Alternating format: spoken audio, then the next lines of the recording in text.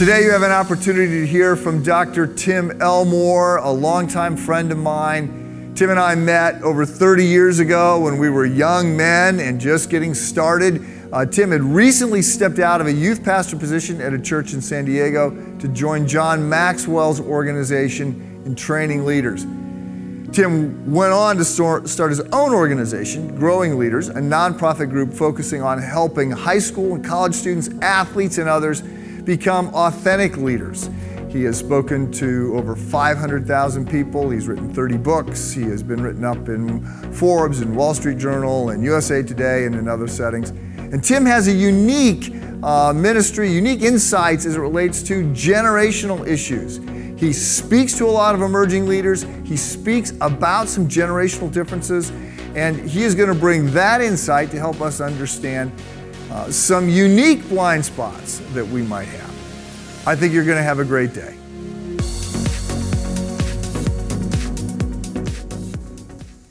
Well, good morning. Good to see you. As Mike just said, he and I have known each other for decades, and so it's fun for me to get to hang out with the people he hangs out with.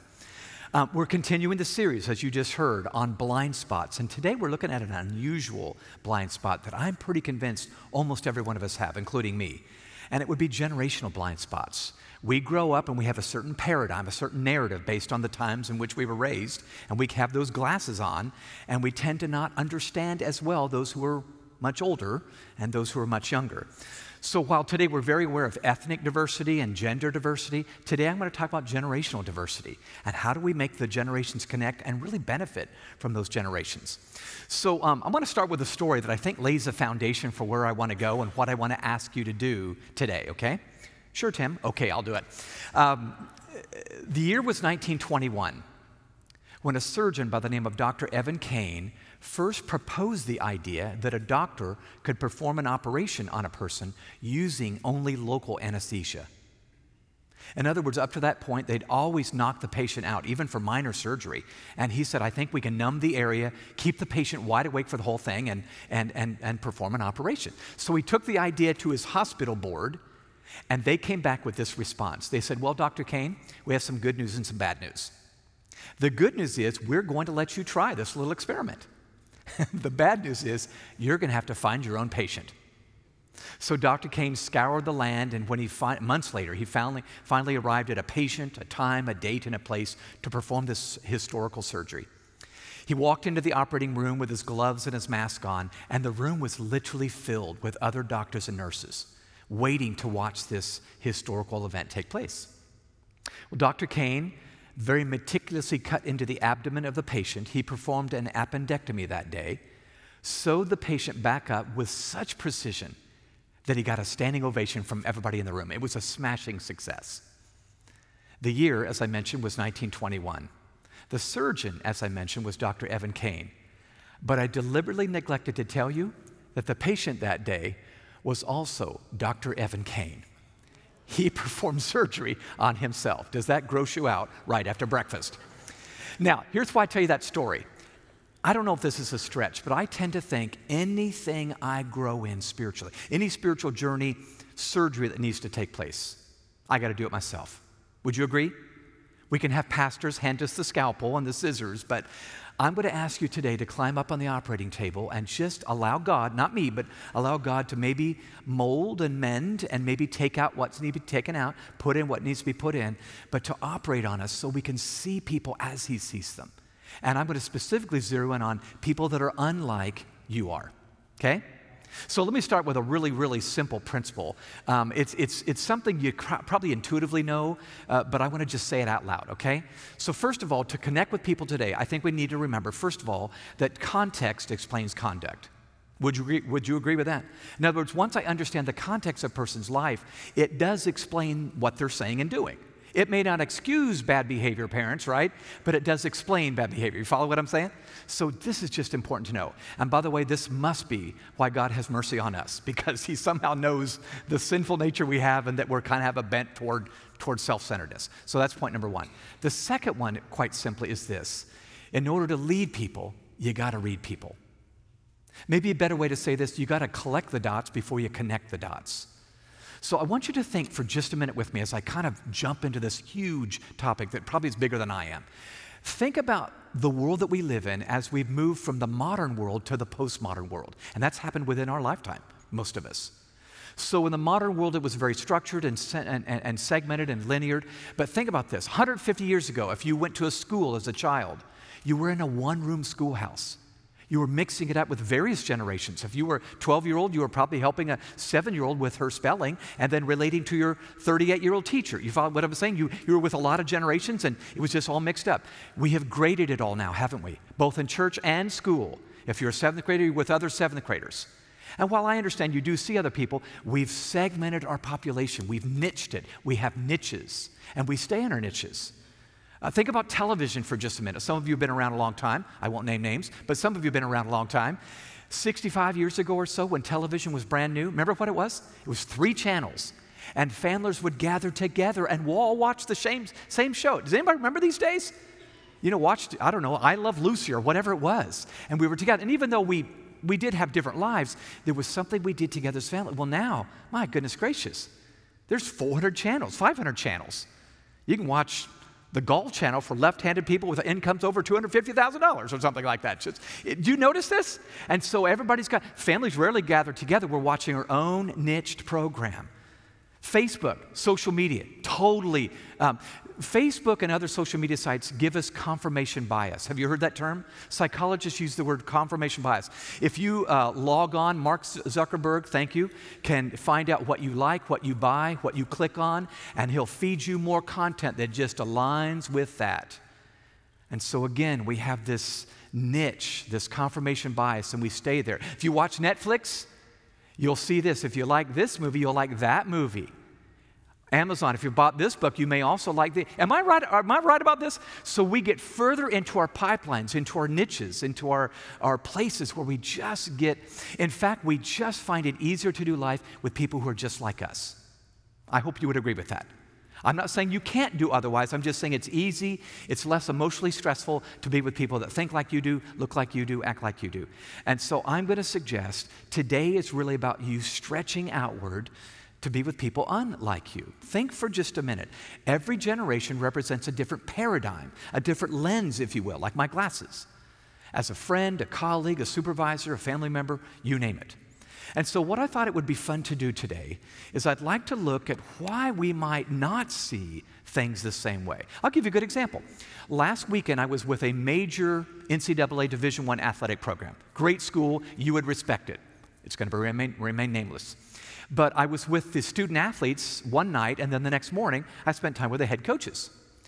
Well, in the student athlete time, we were doing some Q&A, and one student athlete stood up, and he's a leader, and he said, "My coach has gone crazy this year." That was such a stark statement. I said, "I beg your pardon?" He said, "My coach has gone crazy this year. He doesn't get us, he doesn't like us, and he doesn't even care." Well, I thought that was an amazing statement, so I just logged it in. The next morning, I spent time with the coaches. I actually find this guy. And I just began to talk to him. And it's so funny. He goes, "All these student athletes, they lack grit, they're entitled, they don't get what they need to do, and they don't care they don't get it." It was almost an identical comment, but completely from a different angle. Do you follow what I'm saying? Now, I realize that might be an exaggeration. All I'm saying is we naturally do this. Unless we fight it, we will do this. So I thought this might be helpful and relevant. On the screen in just a second, I'm going to put part of a chart that I put in the book, Marching Off the Map. And on this chart, I show the 5 generations that are living right now that are still influencing the world. There are 6 alive today, but there are 5 still influencing the world. So if you look at the screen, here are the 5 generations. I know this is fine print, but let me read it to you. If you go from left to right, you have the builder generation. They would be the people born between 1929 and 1945. Some of you were in this room, okay? That was one particular season that molded you during the first 20 years of your life. And then following the builder generation, there was the baby boomer generation, born between 1946 and 1964. They were called the baby boomer generation because 9 months after World War II was over, the maternity wards filled up, okay? There was a boom of babies as the soldiers came back from the war. 76 million kids born in 18 years. That had never happened before in America, okay?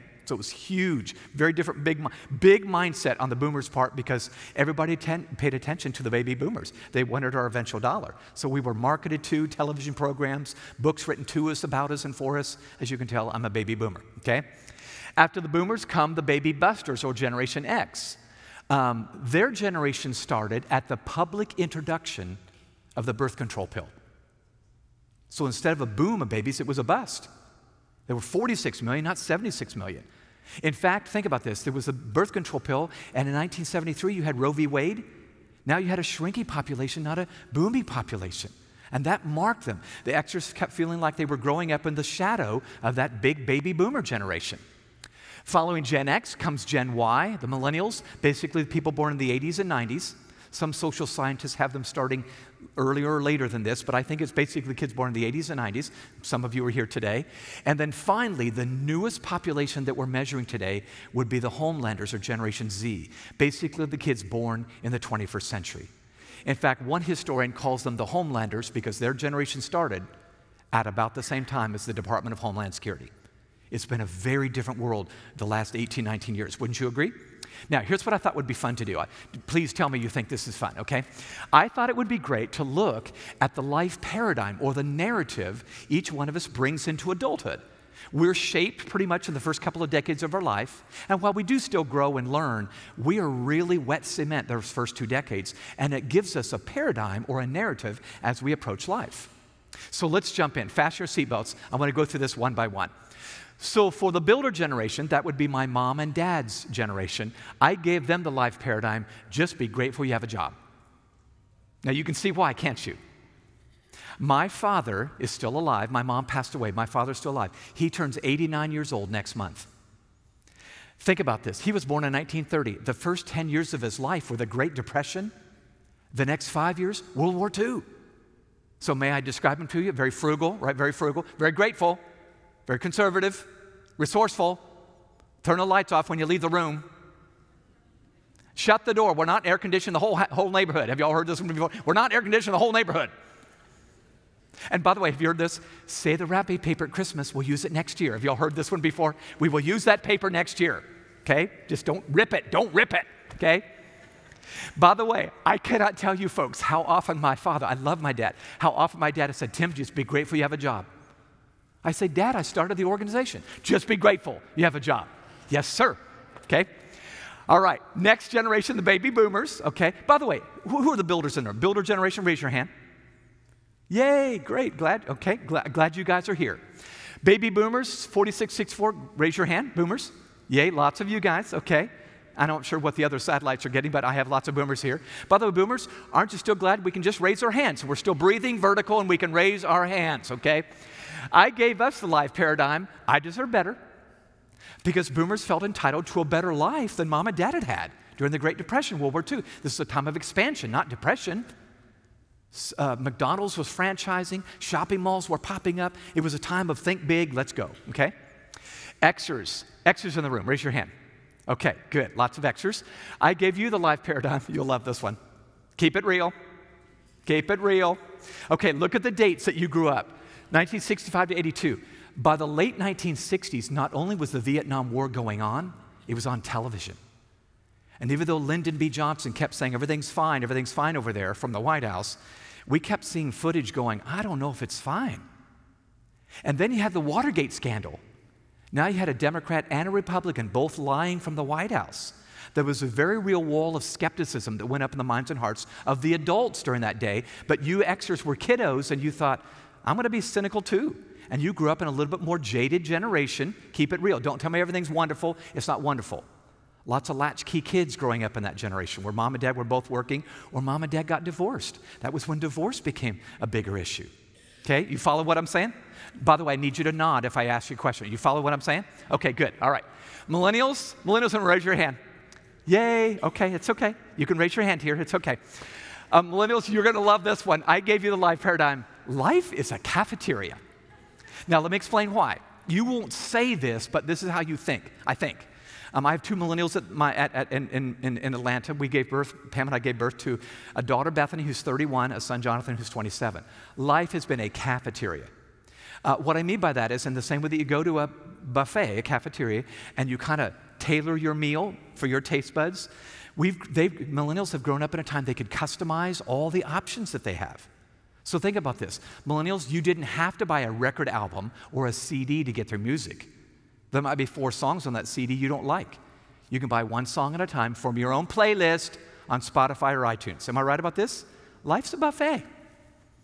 Millennials felt very good about tailoring their college experience. They'll graduate from high school and go to 3 or 4 different colleges for 1 degree. One of them's overseas. Am I right about this, millennials? This is my journey. It's my journey, okay? By the way, I see this as I've worked with millennials now for 20 years. They'll tailor their spiritual journey. Their faith is very customized and unique. A little bit of Jesus, a little bit of Buddha, a little bit of Oprah, shake it together. I've made it my own faith.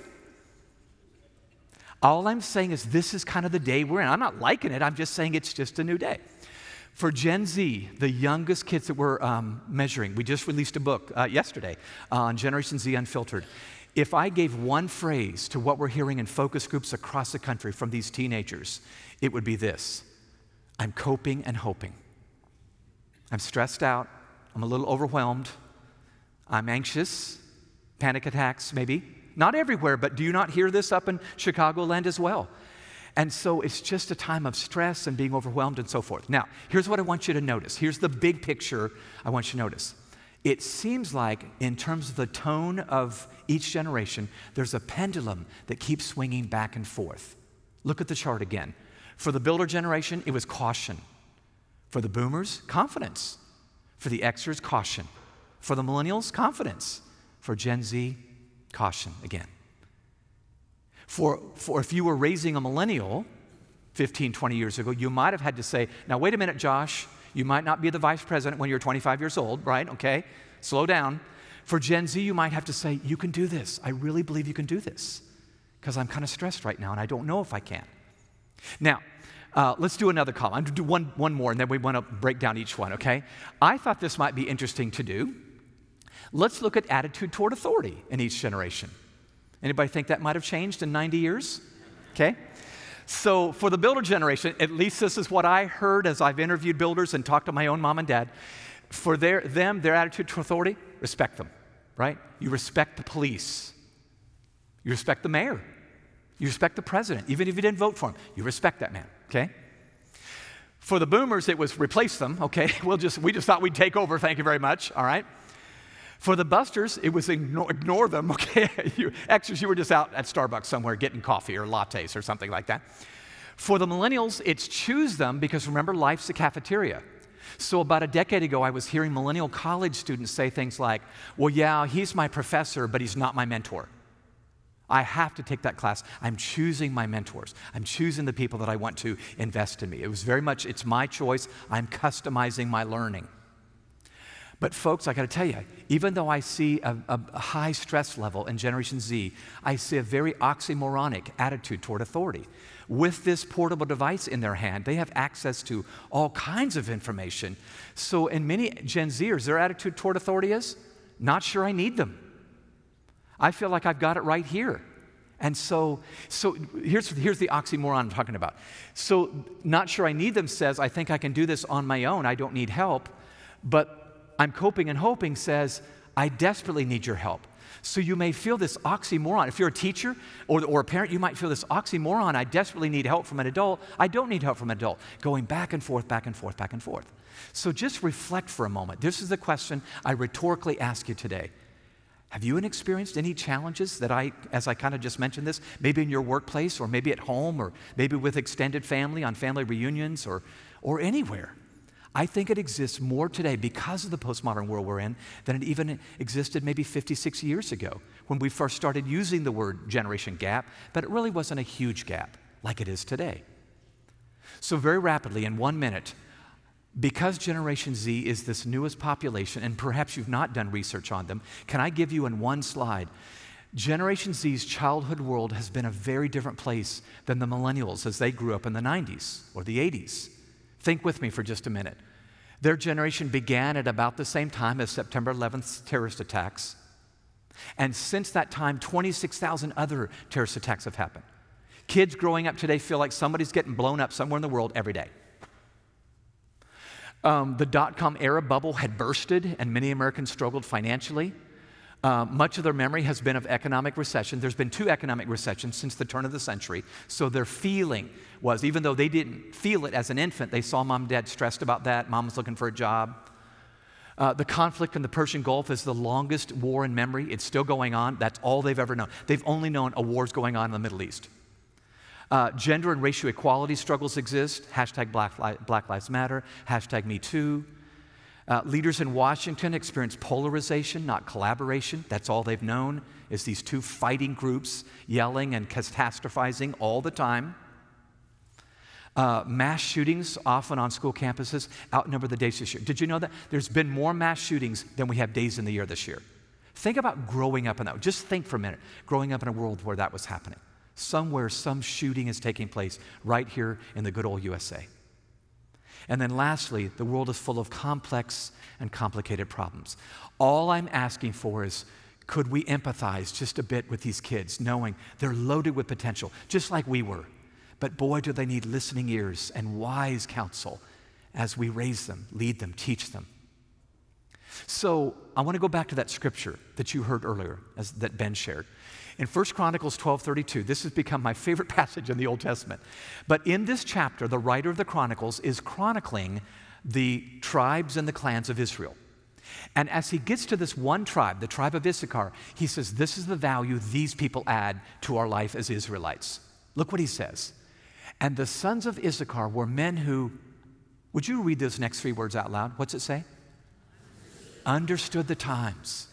In other words, when we look around us and we just don't know what's going on, these people seem to get what's going on. We seek counsel from them. And look at this, he didn't stop there. With the knowledge of what the people of Israel should do. I love this. So they didn't just understand the times, they seemed to have insight as to what to do. This has been my prayer for today. God, help us at Christ Church understand the times and give us insight as to how to connect with these different generations, all of which are in the body of Christ, but sometimes we just don't spend much time together. Can I look at one more passage? In Psalm 50, the writer says something very interesting. He's writing and speaking for God, but look what he says God is saying to us. God says, when you did these things and I kept silent, you thought I was exactly like you. In other words, the mistake you make, human beings, God was saying, was you thought I was like you. I wonder if that's not only true in our vertical relationship with God, but in our horizontal relationship with you. You thought he was like you or she was like you. No, they're not. They're humans, but they're not like you. This, by the way, can I just get really honest with you? This has been good for me as a dad with 2 kids, one in her early 30s, one in his late 20s, and we love each other, but they're just so different than I am. And I probably sound like an old codger saying, well, back in my day, I walked to school, whatever. I don't know what we say, but it's just not computed. It's just going, that sort of thing. So here's my big question. What if each generation could see the value that the others bring to the table? I want to do this in a rat-a-tat-tat sort of way, but I want to just do a glimpse of each generation now and how they might add value to the other generations if we only stopped, double-clicked, push pause, and let them. So think about the baby boomers for a minute. Some of you boomers are in the room. Those are the people born between 46 and 64. Some of the most famous or more famous boomers that you would know are on the screen right now. Think about the value they might add if we just let them. Stories. Oh boy, do they have stories, right? Life experiences from comparable times in their youth. Awareness of the pitfalls to avoid. Life coaching. This is one of the greatest things, boomers. If you think you're out of stuff to give or you don't want to work anymore, you want to get in that Winnebago and just drive around, maybe you can. But I'm thinking what you really need to be doing is saying, can I offer you what I've collected along the way, good and bad, what to avoid, what to do. Think about Generation X for just a moment, 65 to 82. Some of the more well-known Xers would be these people right here. Think about their value that they bring to the table as a generation. Realism. Authenticity, balance. They were the ones that kind of introduced work-life balance, that whole thought, because boomers live to work, Xers work to live. Pragmatic wisdom, resourcefulness. They're now the heart and soul of the workforce. Think about Generation Y following Generation X. Those would be the millennials, more or less. Some of the more famous millennials would be these people. You know these folks? There's the Beebs up there, yep. So millennials' big value, I think there's lots of it. Confidence, lots of confidence, energy, tech savvy. They're very social. Now, their social may look different than your social, but very connected. Creativity, optimism, maybe even idealism, love of family. They've always tested out every year of their existence a love of family. If they don't have a functioning family, it's dysfunctional. They'll make up a family. They want to be a part of a family. Awareness of their influence, that they can tweet and it goes viral. And they're awesome. Millennials, am I right? If you don't ask, just ask a millennial. They're awesome, okay? I'm kidding. So Generation Z, already many Generation Z kids are making their mark on the world. Some of the most well-known ones are there. But Generation Z, I believe they bring a hacker mindset, meaning I'll get behind this whole thing, figure it out, and figure out a way to make this goal happen. They're entrepreneurial.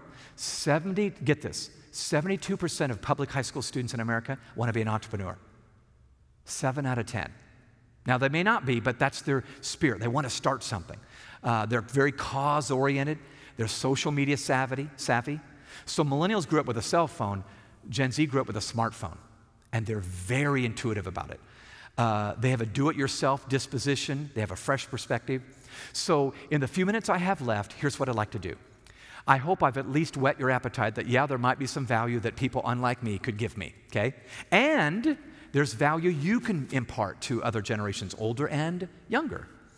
But I'd like to end with 4 ideas, very rapidly, 4 ideas that are all built off of some curriculum we wrote called Habitudes. Now, that's a funny word, but Habitudes are simply images that form leadership habits and attitudes. We teach a timeless biblical principle with the power of a picture. So I'm going to give you 4 pictures to close out my talk. Here we go. The first image, it's quite simple to understand but quite difficult to practice, is simply an image that we call chess and checkers. Chess and checkers. Now, I want you to think about these 2 games for just a minute, okay? Just patronize me, all right? If I opened up a box of checkers and then I opened up a box of chess, I would notice, it's the same game board. And I might assume, same game. That's not true, wouldn't you agree? Talk to me real quick. What would be the first difference I would notice inside the 2 boxes? It's the pieces, isn't it? When I play the game of checkers, all my pieces look alike. Same color, same shape, same size, they all move alike. So I treat them all alike. In chess, if I have any hope of winning the game, I got to know what each piece can do. That a bishop does this, and a knight does this, and a rook does this. Only in knowing the strength of each piece can I win. You know what I've noticed? Moms and dads, hear me. Mediocre leaders play checkers with their people. They treat them all alike, and they get average performance. Great leaders have learned to play chess in the relationships of their life. And they connect with others at the uniqueness of their personality and their strength. And those people flourish under the leadership. I had teachers, I've had employers that played chess with me and brought out the best version of me. And I've had lots of checkers players, haven't you? Just barking out the orders. Moms and dads in the room. How many of you moms and dads have more than one child? Can I see your hand? Would you not agree? I got to play chess, not checkers, because they are so different. Eating the same green beans under the same roof. So if you're going to play chess well, here's what you got. There's 4 discoveries. You need to know their strengths and weaknesses. You know they're going to be different. You need to know their triggers. That would be the things that motivate them, the things that move them. Everybody's got different triggers. We need to know their personality. All the personalities are quite different and the combinations thereof. And then finally, we need to know their learning style. As a parent, I try to learn those. And by the way, as a leader in an organization, I try to know the personality, the learning styles, the strengths and weaknesses of the team members around me. That's how you play chess, not checkers. And I think we need to do this with the generations. Here's another picture I want you to get. We call it Pyrrhic victory. That's actually a term you can find in the dictionary. We just turned it into a habitude. Pyrrhic victory is built off of a war that took place centuries ago. It was a battle. It was the Battle of Asculum, where 40,000 Greeks were fighting 40,000 Romans. And it was a stalemate. After weeks of battling, swords, shields, horses, men were just dying everywhere. And it was a stalemate, as I said, until the Greeks finally brought in elephants to burst down the walls, and they finally won the battle. King Pyrrhus won the battle. But as he was surveying the remains after the battle of the dead bodies strewn across the land, his captain approached him and said, "King Pyrrhus, congratulations on your victory." And his response was simply this: "One more such victory and I shall be lost." Now, do you know what he was saying? He was saying, I may have won the battle, but I may have lost way more than I just won. Have you not agreed as you get into arguments and debates with spouses, family members, other generations? Thanksgiving's coming. You're going to be with Uncle Bob, okay? You don't want to win a Pyrrhic victory. The truth in a nutshell is simply this. Some battles are won at too great a cost. More is lost than gain. It's key that we wisely choose what we'll lose, meaning choose your battles. Some battles are just not worth fighting and they're not worth dying on. So can I just give you one tip real quick? I believe we must always decide what's most important. Is it the relationship or is it the result? In business, sometimes it is the result.